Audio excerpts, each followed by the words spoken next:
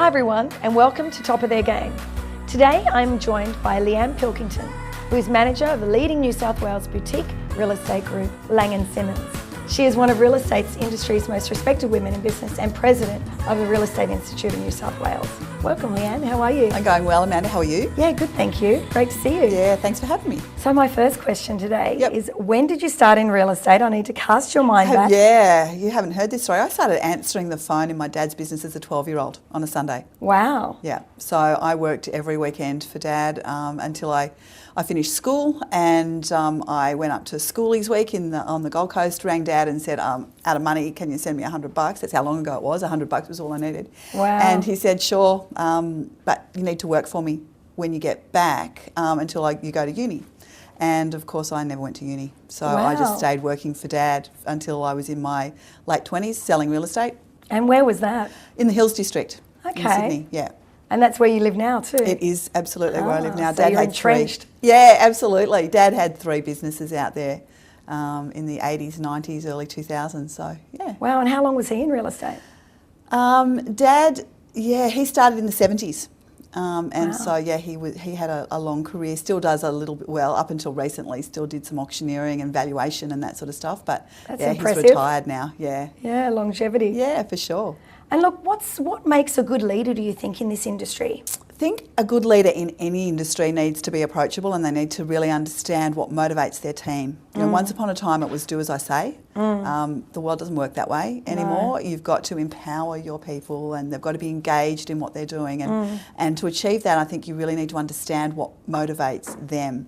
You need to care about them. You need to give them the one-on-one time. And yes, it's enough to do your head in sometimes, but it's really important. Absolutely, really couldn't agree more. Yeah. And what inspires you, Leanne? I get inspired by other people that are achieving great things, and particularly people that have stepped outside what they're comfortable in. So, for example, you know, jumping into your business when you did. People like, we were just talking about Tanja Jones, who's a great friend of both of ours. Yep. Tanja got really clear on what she wanted to achieve, and she just went for it. And I can give you lots and lots of examples in our network, even of women in real estate that have done exactly that. And I get inspired by watching people that are brave enough to take that step outside what they're comfortable in. Oh, I couldn't agree more. Yeah. And really, when you do that, that's where the magic happens. Yep. And that's really to quote Oprah. Yeah, that's right. Exactly. Yeah. I think that's the biggest thing. I mean, Yeah. I was in the same industry for 27 years Yep. and then just decided, you know, for a number of reasons to change, and I haven't looked back. I love this industry. Yeah, absolutely. I've been having that conversation with some of my team members recently as well. It's like, okay, what's next for you? It doesn't have to be about me. It doesn't have to be within my business. But tell me, what excites you, what motivates you, and how can I help you take that next step for you?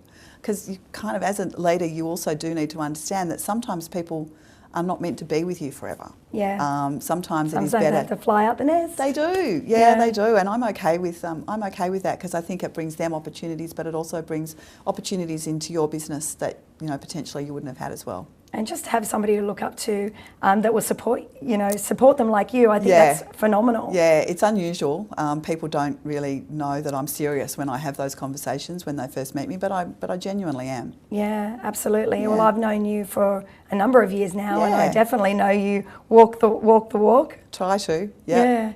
And what would you say is your biggest epiphany, something that's really shaped you?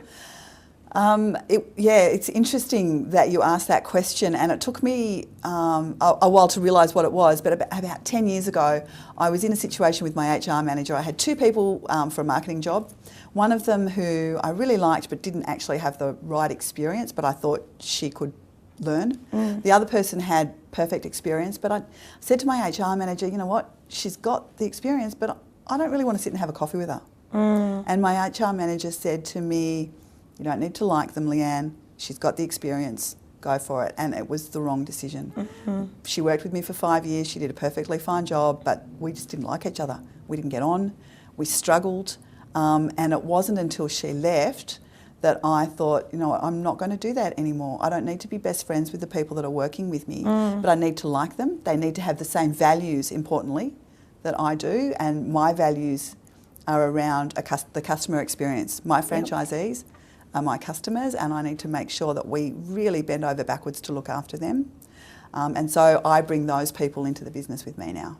It's interesting you say that because I've had something very similar. Have you? Yeah, where I've hired on skill Yeah. rather than vision, mission, values of Yeah. the company. And then once I defined those, Yes. because I had them in a corporate job. Yeah. You know, I worked for big companies where we had them on the walls, but I didn't do that in my Didn't live business. them, yeah. And then I thought, well, hang on a minute, what is important? Yeah. So I put them, we've got them up on the wall. Then I started hiring Yeah. to those vision, mission, values. Yep. And you can see the people that fade away that look at me going, oh, I don't think so. Yeah. Like, have fun in the workplace. Yeah. Make sure that the outrageous. client, yeah, make sure that the client has a wow experience, Yeah. you know, and they either get it or they don't. Yep. Yeah. Exactly. And so, yeah, when I realised that, I mean, you know my team, and when I realised that, I started to bring in some really seriously wonderful people into the business. And dynamic people yeah, too. absolutely. Yeah, you've got a good team. Yeah, I do.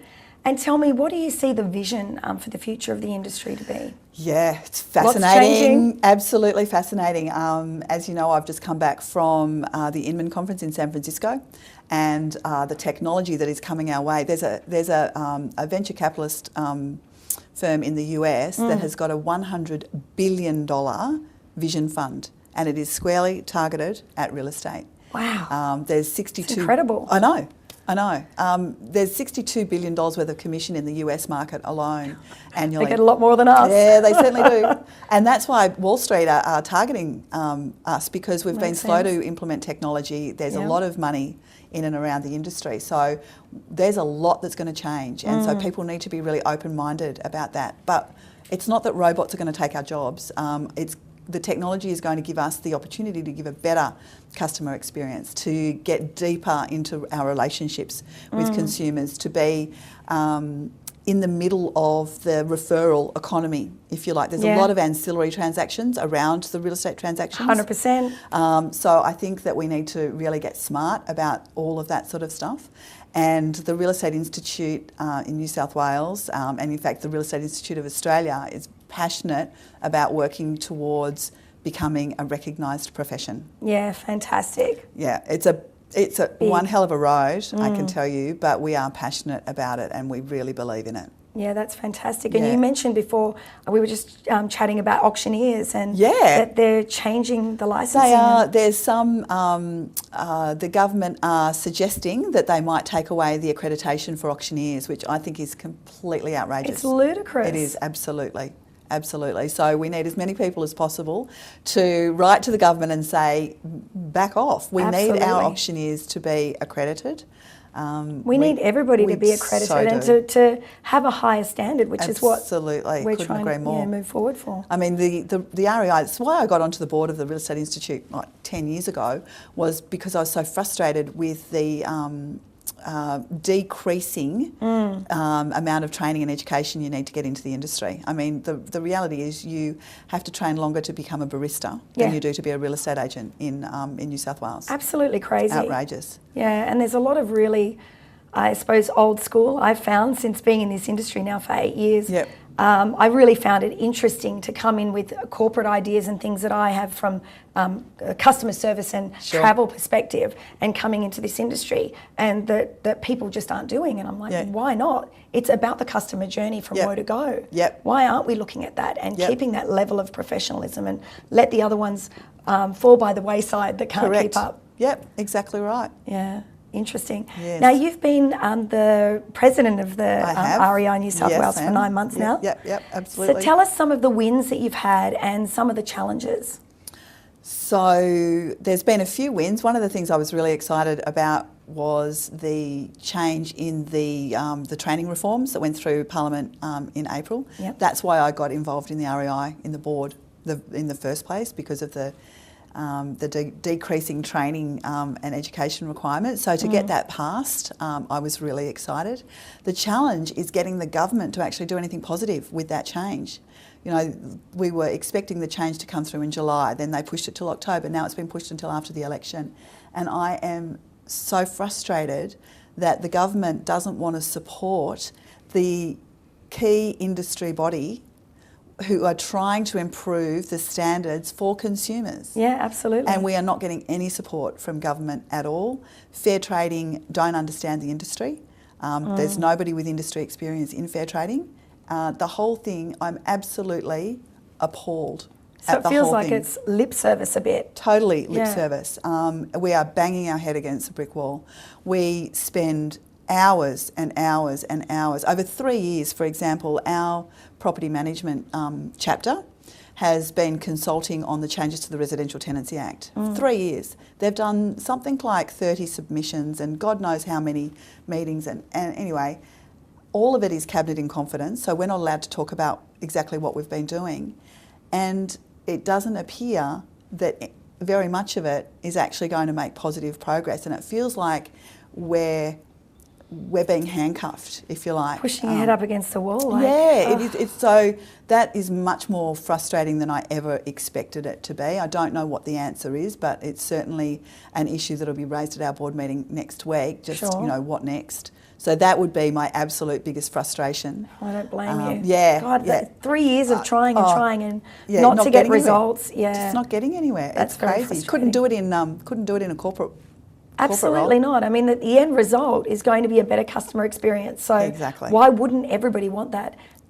Like the people in government are buying houses too, Yeah, or that's renting, right. or And everyone's got a story to tell. Yeah. So why not let's change it. Correct. The dialogue. Yeah. Yeah, because we're there and we're really keen to make positive change for the industry and for consumers. But that's my biggest frustration.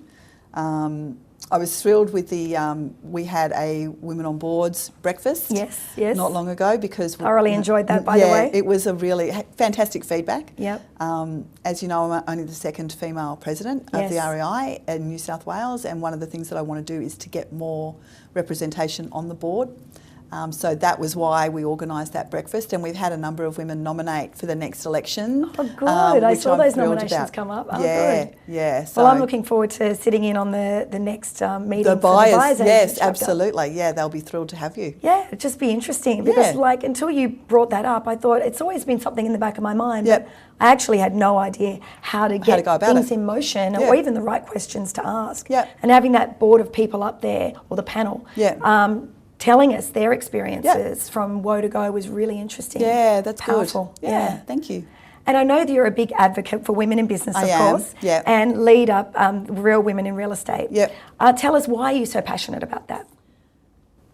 Well, if I'm honest, I'm a little bit embarrassed to say that I never got involved in women's conferences, women's events. I never saw the point. And it was only 3 years ago that a couple of women that worked for me said, you know what, Leanne, you've got great connections and contacts in the industry. Why don't we organise something? And I said, oh, look, all right. They literally nagged me for 2 years before I did anything about it. Wow. I sent an email out to a dozen women in Sydney that I knew that had networks of their own and said, what do you think? Is it a good idea? 2 weeks later, we had 65 women at the first event. And you were there. Yes. And I just stood back on that night and thought, oh, okay, this is not about me. Yeah. There's obviously a need Absolutely. for this, and I'm in a very privileged position that I can actually make it happen. And so that's what I did, and I had women from Perth and Melbourne fly in for that event. So we now do events around the country. We've got our first one in Byron Bay next week. Oh, now that's a place. I know. I would love a HighSpec Properties Byron at some point. So Absolutely. how I'll let you awesome. know next time we're going Yeah. up there. And even have a group in Los Angeles as Oh, well. fantastic. So I went over and did an event with them in June of this And year. how was that? That was so Yeah. much fun. Yeah, it was really good fun. They're a great bunch. And in fact, I'm hoping that one of the women from there will come and speak at our next REI Wire wow. event in March of next year. So Fantastic. That's Yeah. great news. Yeah. Oh, very exciting. Well, thank you for sharing your story with us today. absolute pleasure. So, Leanne, where can everybody find you or follow you? We can go the old-fashioned road and email leanne@lsre.com.au, or on LinkedIn, Twitter, Instagram, all of those things. Just search Leanne Pilkington and I'm sure you'll find me. Everywhere. Absolutely. Great. Thanks so much, Leanne. Absolute pleasure. Enjoyed having you today. Thanks, it's been fun. Thanks for joining us today.